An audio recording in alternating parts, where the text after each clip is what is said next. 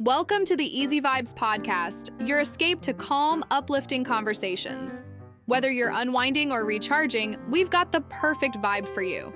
So sit back, relax, and let's get into it.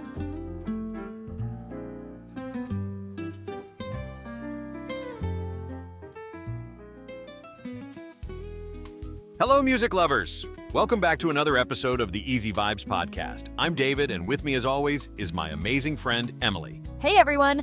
I'm super excited about today's episode because we're diving into something that's shaped societies, moved masses, and changed history. The powerful intersection of music and politics. That's right! From protest songs that became anthems of resistance to campaign rallies that turned pop hits into political statements, music has been at the heart of political movements for generations. And today we're going to explore it all.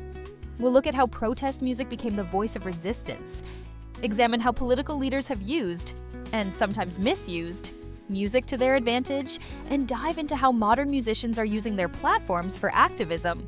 Plus, we've got some amazing examples lined up that might surprise you. Who knew that a simple melody could have such a massive impact on society and politics? So grab your headphones, settle in, and get ready for a fascinating journey through the soundtrack of political change. I don't know where this goes, but I know we should try not to fight anymore. We should all find peace sometime. And to be a citizen should be a joyful thing.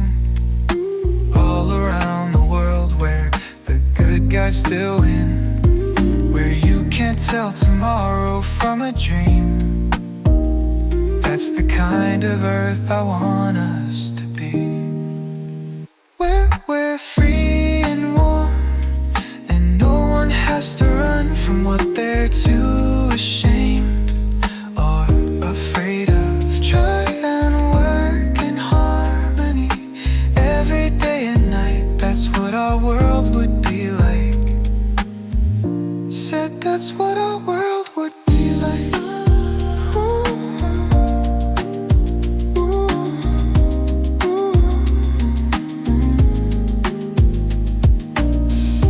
Don't know where this goes, but you know that it's right. And so wonderful, all of us finding peace sometime. I think we should find peace sometime. Imagine living in a world full of good ideas, a place where everyone listens and your dreams come true. And tomorrow's close, that's the earth I wanna be living in. Everyone gets along and no one has to hide from fear. And everyone feels the heat on their face, 'cause that's what our world is like.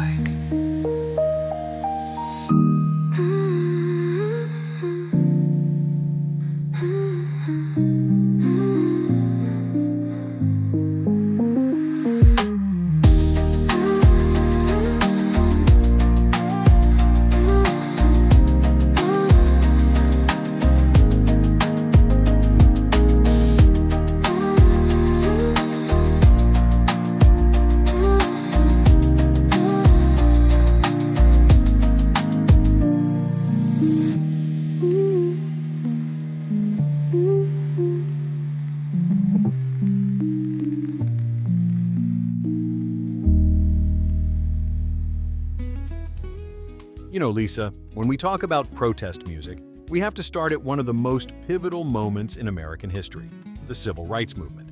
Absolutely, David. Songs like We Shall Overcome weren't just background music, they were literally the heartbeat of the movement. People would sing it during marches, in jail cells, and at rallies. It gave them strength and unity in the face of incredible adversity. And what's fascinating is how these songs often had their roots in spiritual and gospel music. They took familiar melodies and transformed them into powerful messages of resistance. Like Nina Simone's Mississippi Goddamn. That song was a direct response to the Birmingham church bombing and the murder of Medgar Evers. It wasn't subtle, it was raw, angry, and incredibly brave for its time. You know what's interesting? Many people don't realize that before it became an anthem of change, We Shall Overcome was actually a gospel song called I'll Overcome Someday. Pete Seeger and other folk musicians adapted it for the labor movement, and then it found its ultimate purpose in the civil rights movement. And speaking of Pete Seeger, we can't forget how folk music became this incredible vehicle for protest in the 1960s. Bob Dylan's Blowin' in the Wind and The Times They Are A-Changin' became anthems not just for civil rights, but for the entire counterculture movement. Those songs really set the template for what protest music could be: poetic, profound, and powerful enough to move millions. And let's not forget the women's movement. Artists like Joan Baez weren't just singing about civil rights, they were also addressing gender inequality and war. Their music became the soundtrack for multiple intersecting movements. You know what I find remarkable? These songs weren't just entertainment, they were educational tools. People learned about their rights, about solidarity, about resistance through music. Exactly. And the tradition continues. Every major movement since then has had its own soundtrack. The anti-war movement had Give Peace a Chance, the environmental movement had Big Yellow Taxi, and the list goes on. And these songs worked because they combined memorable melodies with meaningful messages. They were easy to sing, easy to remember, and packed with purpose. It really shows how music can break down complex political ideas into something visceral and emotional that anyone can understand and connect with. Speaking of music's power, let's talk about how politicians have actually weaponized music for their own purposes. It's fascinating how campaign rallies have become almost like rock concerts. Oh, absolutely. Just think about how Ronald Reagan tried to use Bruce Springsteen's Born in the USA in his 1984 campaign, completely missing that it was actually a critique of how America treats its veterans. That's such a perfect example. And Springsteen wasn't having it. It really kicked off this trend of artists publicly opposing politicians, using their music without permission or understanding. The thing is, politicians keep doing it. Remember when Donald Trump used the Rolling Stones' "You Can't Always Get What You Want" at his rallies? And the Stones had to repeatedly tell him to stop. It's incredible how many cease and desist orders have been issued by artists to political campaigns over the years. But you know what's even more interesting? When politicians actually get it right with music. Bill Clinton's campaign using Fleetwood Mac's "Don't Stop" really captured that optimistic mood he was going for. And let's talk about how governments have historically used music as propaganda. During World War II, both Allied and Axis powers had entire departments dedicated to creating morale-boosting songs. That's right. And in the Soviet Union, they carefully controlled what music could be played and what couldn't. They understood that music could either reinforce or threaten their power. Even today, we see governments trying to control music. Some countries ban certain artists or songs they see as threatening to their authority. And then there's the flip side, when governments try to co-opt popular music for their own purposes, like when they use patriotic rock songs at military events. What's really powerful is when artists reclaim their music. Like when Green Day's American Idiot became an anthem of resistance, despite attempts to paint it as unpatriotic. Or when artists actually write songs specifically calling out politicians who misuse their music. That's become its own genre almost. It really shows how music isn't just entertainment. It's a battleground where artists and politicians fight for control of the message. And in the age of social media, these battles become very public, very quickly. Artists can immediately push back when their music is misused. Which has made politicians a lot more careful about what songs they use. They've learned the hard way that using the wrong song can backfire spectacularly. You know, Lisa, the way artists engage in political activism has completely transformed in the digital age. Social media has given musicians this incredible megaphone they never had before. Absolutely. Take Taylor Swift's single tweet about voter registration in 2018. It led to something like 60,000 new voter registrations in just 24 hours. That's the power of digital platforms right there. And look at what happened during the Black Lives Matter protests.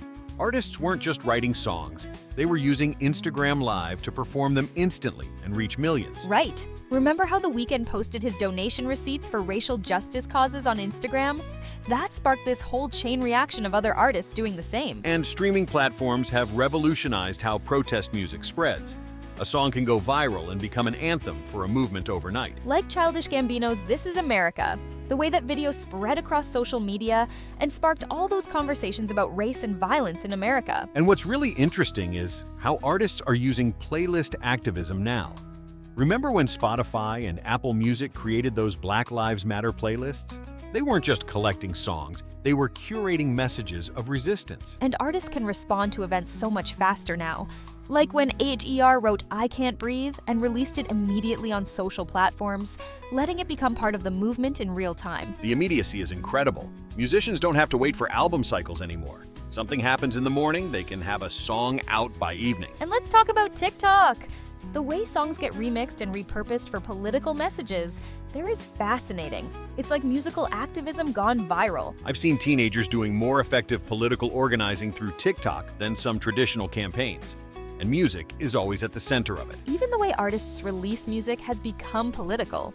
Like when Beyoncé's surprise dropped Black Parade on Juneteenth, combining the release with a directory of Black-owned businesses. And don't forget how fundraising has changed. Artists can now directly link their music to causes, with streaming proceeds going straight to organizations they support. It's really democratized activism in music. You don't need a record label's permission anymore to make your voice heard. And the feedback is instant. Artists can see exactly how their message is resonating and adjust in real time. It's completely changed the game. You know, David, when we look back at everything we've covered today, it's amazing to see how music has consistently been this powerful force for political change. Absolutely. From those early protest songs during the civil rights movement to today's viral TikTok activism, music keeps finding new ways to amplify important messages and unite people. And what's fascinating is how the tools might change, from folk guitars to social media, but the core power of music to move people and inspire action remains the same. That's so true. Whether it's Pete Seeger leading a crowd or Taylor Swift sending a tweet, artists keep finding ways to use their platforms to push for change. And they're getting more creative with it every day. The combination of music, social media, and activism has created this incredibly powerful framework for social change. For our listeners out there, we encourage you to really think about the music you're listening to. What messages are you hearing? How are your favorite artists using their voices? And remember, you don't have to be a famous musician to be part of this conversation. Share the songs that move you, support artists who stand for causes you believe in, and stay engaged with the way music and politics continue to intersect. Because at the end of the day, music isn't just entertainment. It's a vital part of how we process the world around us and imagine a better future. Thanks for joining us on this journey through the powerful relationship between music and political change. Keep listening, keep thinking, and keep the conversation going. One hate down, one love go. One hate down, one love go. One hate down, one love go. Go, go, go, go. Mr. Ivory, stand down. Got the karma on your collar. Not on my sensei's honor. You gon' be laid out. I stay over by Jane's house. We rolled some ganja after hours. Escape modern day powers, even though they came out. One hate down, one love go. One hate down, one love go. One hate down, one love go. Go, go, go. Come with us, take your time. Nothing but love out here in Clarendon. We'll wonder why you spend any time wasted in Babylon. Wanna take you through St. Anne's, show you the home of the teachers. And you know we gon' meet ya if you're making that stand.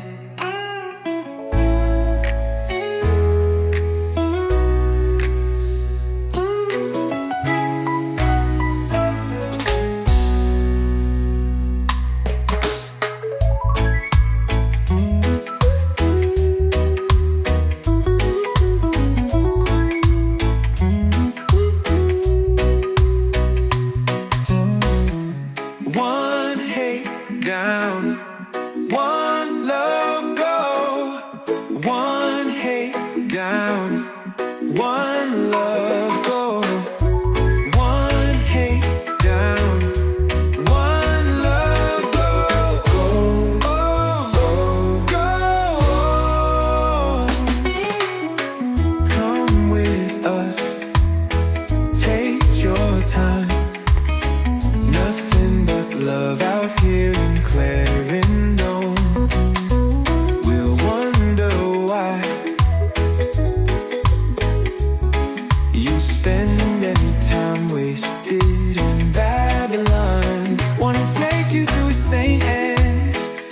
to the home of the teachers, and you know we gon' meet you if you're making that stand.